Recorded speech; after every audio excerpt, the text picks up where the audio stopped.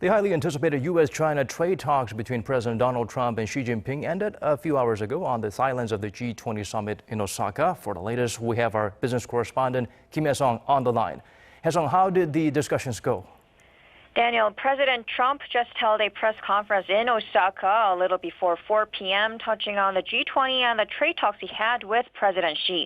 They agreed that trade talks that broke down in May will resume. The U.S. will not impose any new tariffs on Chinese goods, and that China will buy more U.S. agricultural goods immediately.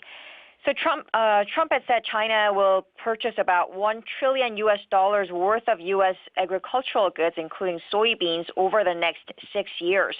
Trump also said he discussed the issue of blacklisting of Huawei and said the Chinese tech firm is the last issue in trade talks, saying U.S. companies can now sell equipment to Huawei, although he did add that it's for equipment where there is no, quote, great national emergency problem, unquote.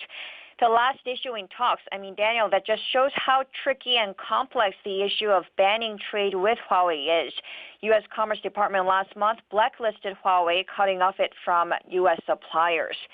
Now, China's state-run Xinhua News Agency also reported the two sides agreed to restart trade negotiations and that the U.S. will not impose new tariffs on remaining $300 billion worth of Chinese imports. But it remains to be seen if the U.S. and China can eventually reach a deal on trade. But for now, there is no escalation in trade, and trade talks will continue. In a way, it's just like what we saw last December when Presidents Trump and Xi agreed on a trade truce during their talks on the sidelines of the G20 summit in Argentina. So, yeah, that's all I have for now. Back to you, Daniel.